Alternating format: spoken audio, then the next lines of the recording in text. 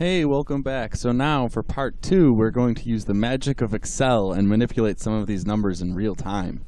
So the most obvious one we're going to do is the birth rate by race. So if we just adjust this right here, we are in turn adjusting all of these numbers down here.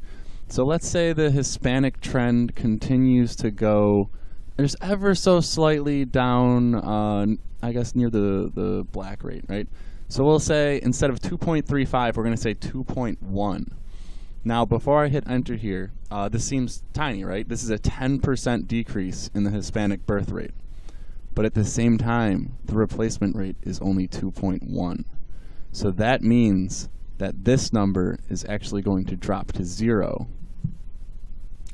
And that means the Hispanic population is going to hold steady for the entire time.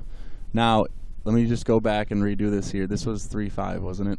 So it goes from 57 million Hispanics to 479 million Hispanics. It goes from 66% of the population to 19.3% of the population. Now let's say the Middle Eastern trend drops to 2.3.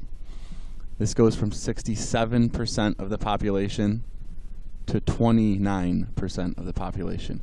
Now that was a 0.2 decrease in children for the birth rate, and that is, what is that? Less than 10%. So a less than 10% drop in the birth rate of Middle Eastern women resulted in a 30% decrease in the total population 400 years from now, 450 years from now. So. And that was with that's with the reduced Hispanic population right here. So yeah, and obviously the whites and the blacks are trending down. So let's say you guys you work really hard to get more white people born. Okay, so we're gonna increase the white birth rate to 2 instead of 1.79. So that's an increase of a little over 10%, right? Yeah, like something like that. So the population right now is 9.5 million, and it's 6.8% of the population. With our let's say 10-12% increase in the birth rate, you're at 37%, just from 12% more babies per woman. I mean, see, the thing is, like, all of these are all exponential. These are actually inverted exponential. It's 1 over x squared, and then these are x squared. So, yeah, that's, you know what those graphs look like, I hope, if you ever passed 8th grade math. And that's all this really is. And there's multiple categories, and then you sum them up and take percentages of the sum. So yeah, that's just some examples of how drastically all of these numbers can change just from slight changes to the birth rate when compared to the replacement rate.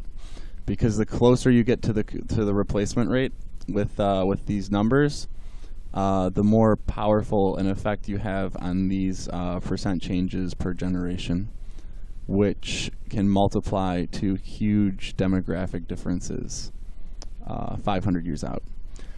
Anyway, I hope that was really enlightening for you, and I hope it calmed some of your ethnostatist, xenophobic nerves. And also another thing, like, if you're against race mixing, hey man, you do you. But let's say you're a white man or whatever, or black or whatever, you already have a bias for your own race. So, and ultimately, isn't your family the most important thing to you, in your opinion, in your worldview? So your family is still white, and your grandkids are probably going to still be white. So if your neighbor is dating a black man, why and how does that affect you psychologically? You're going to have to kind of reflect a bit and ask yourself why you feel that way and why that's so important to you. Because it shouldn't be. Let's be honest, it really shouldn't be. That's their life, that's their choice. You respect it.